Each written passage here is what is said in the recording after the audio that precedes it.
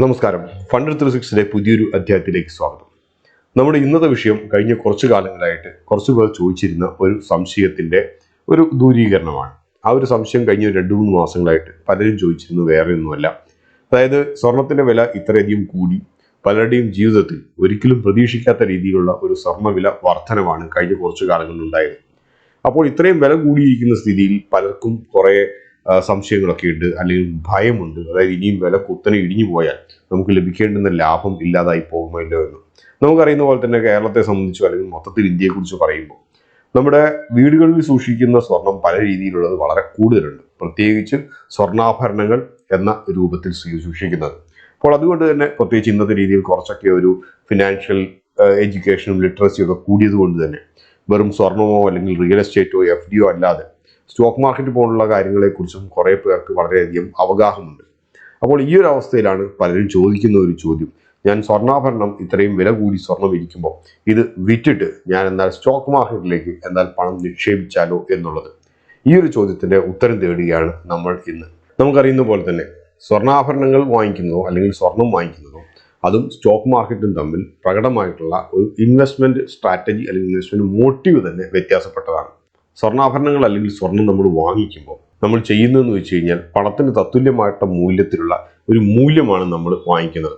അതേസമയം നമ്മൾ സ്റ്റോക്ക് മാർക്കറ്റിൽ നമ്മൾ നിക്ഷേപിക്കും ചെയ്യുന്നത് നമുക്ക് ഇവിടെ അവൈലബിൾ ആയിട്ടുള്ള ഒരു ബിസിനസ്സിന്റെ മുകളിൽ നമ്മൾ പ്രതീക്ഷ അർപ്പിച്ചുകൊണ്ട് ആ ഒരു ബിസിനസ്സിന്റെ ഒരു ഷെയർ നമ്മൾ വാങ്ങിക്കുകയാണ്, അഥവാ നമ്മൾ ആ ഒരു ബിസിനസ്സിൻ്റെ അകത്ത് നിക്ഷേപിക്കുകയാണ്. അപ്പോൾ ബിസിനസ്സിന് എന്തൊക്കെ റിസ്കുകളുണ്ടോ അത് ചിലപ്പോൾ ബിസിനസ് നടത്തുന്നതിനുള്ള റിസ്കുകളാകാം, അല്ലെങ്കിൽ ഈ പറഞ്ഞ പോലെ മൈക്രോ എക്കണോമിക് റിസ്കുകളാകാം, അല്ലെങ്കിൽ ഈ പറഞ്ഞ പോലെ നമ്മുടെ പുറത്തുനിന്നുള്ള പ്രശ്നങ്ങളാകാം, രാജ്യത്തിൻ്റെതല്ലാത്ത ട്രംപിൻ്റെയൊക്കെ പോലത്തെ പ്രശ്നങ്ങളാകാം. അപ്പോൾ ഇവയെല്ലാം അതിജീവിച്ച് മുമ്പോട്ട് വരുന്ന ഒരു രീതിയിൽ അത് നല്ല രീതിയിൽ നടക്കുമ്പോഴാണ് സത്യത്തിൽ സ്റ്റോക്ക് മാർക്കറ്റിൽ നിന്നും പ്രകടമായിട്ടുള്ള ഒരു റിട്ടേൺസ് ലഭിക്കുന്നത്. പക്ഷേ സ്വർണത്തെ സംബന്ധിച്ചൊക്കെ ആണെങ്കിൽ സ്വർണം പലപ്പോഴും കഷ്ടകാലങ്ങളിൽ ഒരു വാല്യൂ ഹോൾഡ് ചെയ്യാനുള്ള ഒരു ഉപാധിയായിട്ടാണ് കരുതപ്പെടുന്നത്. ഇതാണ് സത്യത്തിൽ താത്വികമായിട്ട് നമ്മൾ പറയുമ്പോൾ സ്വർണവും സ്റ്റോക്ക് മാർക്കറ്റും തമ്മിലുള്ള വ്യത്യാസം. അപ്പോൾ നമ്മൾ പ്രാക്ടിക്കലായിട്ട് പറയുകയാണെങ്കിൽ ഈ ചോദ്യത്തിന്റെ ഉത്തരം എന്താണെന്ന് വെച്ച് കഴിഞ്ഞാൽ അത് ഓരോരുത്തരെയും അനുസരിച്ചിരിക്കും എന്നുള്ളതാണ് ലളിതമായിട്ടുള്ളൊരു ഉത്തരം.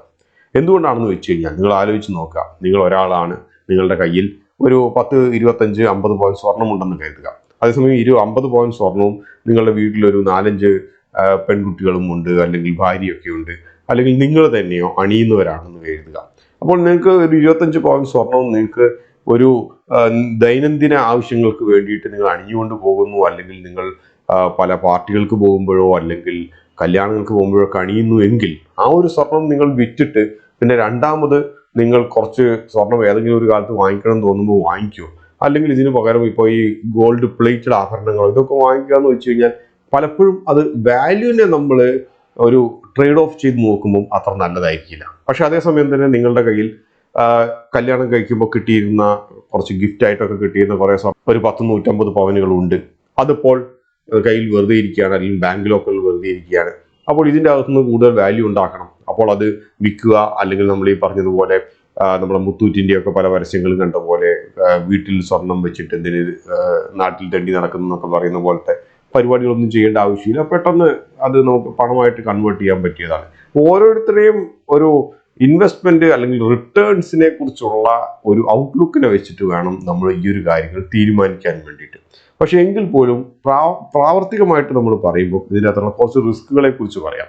ഒന്നാമത്തെ കാര്യം എന്ന് വെച്ച് കഴിഞ്ഞാൽ സ്റ്റോക്ക് മാർക്കറ്റിന്റെ റിട്ടേൺസ് നമ്മൾ സ്വർണത്തിന്റെ റിസ്ക്കുമായിട്ട് കമ്പയർ ചെയ്യുന്നത് അതേ റിസ്ക്കിലാണ് നിങ്ങൾ മുമ്പോട്ട് പോകുന്നതെങ്കിൽ നിങ്ങൾക്ക് മിക്കവാറും ഇൻഡെക്സ് തന്നെയായിരിക്കും നിങ്ങൾ നിക്ഷേപിക്കാൻ വേണ്ടി എടുക്കേണ്ടത്.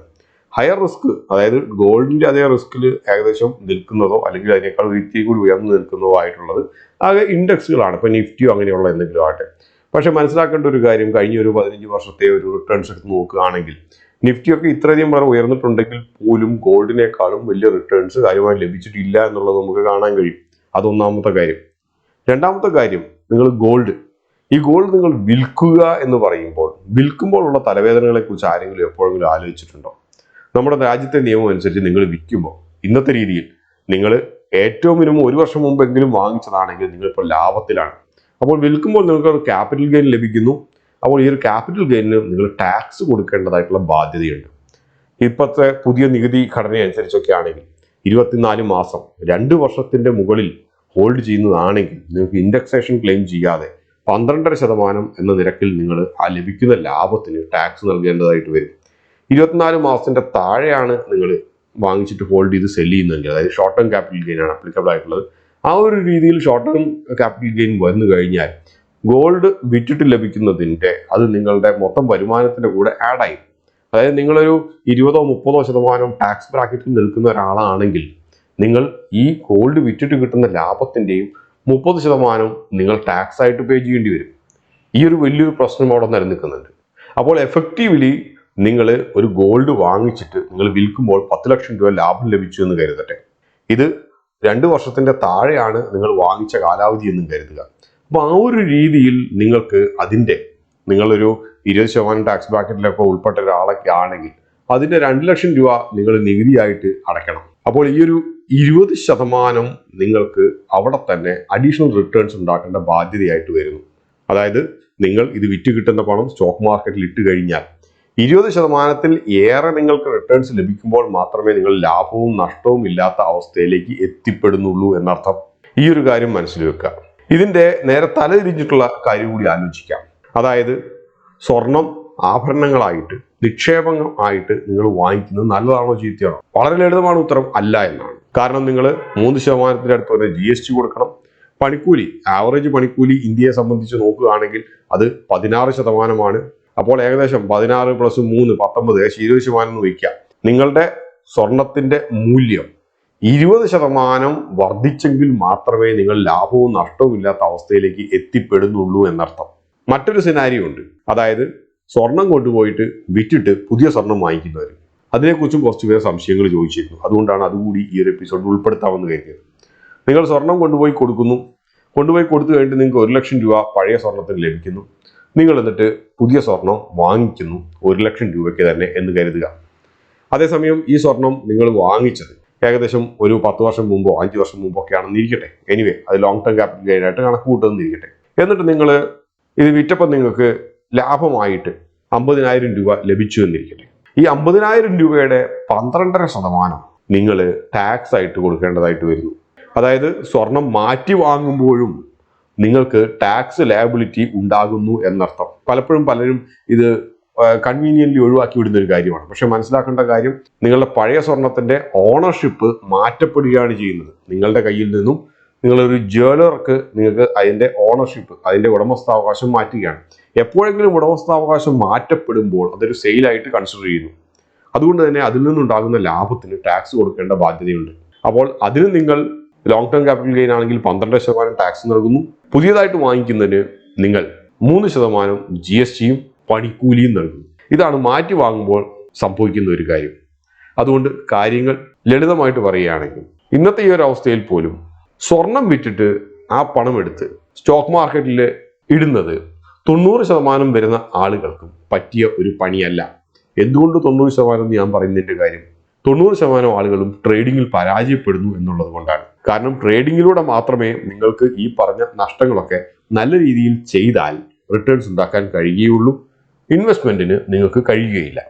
അതുകൊണ്ട് തന്നെ 90% ആളുകൾക്കും ഈ ഒരു സംഭവം ലാഭകരമായിട്ട് പര്യവസാനിക്കില്ല. പിന്നെ മറ്റൊരു വഴി എന്താണെന്ന് വെച്ച് കഴിഞ്ഞാൽ, ടാക്സിന്റെ ലയബിലിറ്റി വേണ്ട എന്നുണ്ടെങ്കിൽ ലാഭകരമായിട്ടുള്ള എന്ത് കാര്യം നമ്മളും സെല്ല് ചെയ്ത് കഴിഞ്ഞാൽ അതിന് ടാക്സ് ലയബിലിറ്റി വരും. കാരണം അവിടെ ഒരു പ്രോഫിറ്റ് നമ്മൾ റിയലൈസ് ചെയ്യുകയാണ്.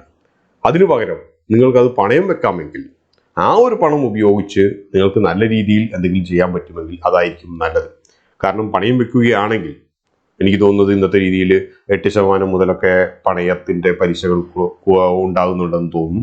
അപ്പോൾ പണയം വെക്കുകയാണെങ്കിൽ അതിന്റെ ഏറ്റവും വലിയൊരു ഗുണമെന്ന് വെച്ച് കഴിഞ്ഞാൽ, ഈ ഒരു പണയത്ത് കൊടുത്തിട്ടുള്ള ഈ കൊളാട്രലിന്റെ, അതായത് കൊളാട്രൽ എന്ന് പറയുന്ന ഈ ഒരു സ്വർണത്തിന്റെ മൂല്യം ഉയരുകയും ചെയ്യും. അതേസമയം തന്നെ നിങ്ങൾ വിൽക്കാത്തത് കൊണ്ട്, ലാഭം നിങ്ങൾ റിയലൈസ് ചെയ്യാത്തത് കൊണ്ട് തന്നെ നിങ്ങൾക്ക് ടാക്സ് അടയ്ക്കേണ്ട ഒരു ലയബിലിറ്റി വരികയുമില്ല. ഇക്കാര്യങ്ങളെ കുറിച്ചൊക്കെ നിങ്ങൾ ഇരുന്ന് ആലോചിച്ച് നോക്കുക. നിങ്ങൾ എത്തരത്തിലുള്ള റിസ്ക് എടുക്കാൻ ആഗ്രഹിക്കുന്ന ഒരാളാണ്, നിങ്ങളുടെ ഇൻവെസ്റ്റ്മെന്റ് ഗോൾസ് എന്തൊക്കെയാണ്, ഇതിനൊക്കെ അടിസ്ഥാനപ്പെടുത്തി മാത്രമേ സത്യത്തിൽ ഇത്തരത്തിലുള്ള കാര്യങ്ങൾ ആത്യന്തികമായി പറയാൻ കഴിയുകയുള്ളൂ. അതുകൊണ്ടാണ് പലപ്പോഴും നമ്മൾ എഴുതി കാണിക്കാം, ഒരു ഇൻവെസ്റ്റ്മെന്റ് അഡ്വൈസർ, പേഴ്സണൽ ആയിട്ടുള്ള ഇൻവെസ്റ്റ്മെന്റ് അഡ്വൈസർ, അവർക്ക് നിങ്ങളുടെ കുടുംബവും നിങ്ങളുടെ ഇൻവെസ്റ്റ്മെന്റ് ഗോൾസും ഇതെല്ലാം മനസ്സിലാക്കിയെങ്കിൽ മാത്രമേ നിങ്ങൾക്ക് ശരിയായിട്ടുള്ള ഒരു ഉപദേശം നൽകാൻ കഴിയുകയുള്ളൂ. പല യൂട്യൂബ് വീഡിയോകളോ അല്ലെങ്കിൽ വേറെ എന്തെങ്കിലും ആയിട്ട് അതെല്ലാം ജനറലൈസ്ഡ് വീഡിയോസാണ്. ഒരാൾക്ക് അപ്ലിക്കബിൾ ആയിരിക്കില്ല മറ്റൊരാൾക്കുള്ളത്. ഇതാണ് സത്യസന്ധമായിട്ടുള്ള കാര്യം ഏതൊരു ഇൻവെസ്റ്റ്മെന്റിനെ കുറിച്ചും പറയാനുള്ളത്. മറ്റൊരു അധ്യായത്തിൽ നമുക്ക് വേണ്ടി കാണാം. അതുവരെ നന്ദി, നമസ്കാരം.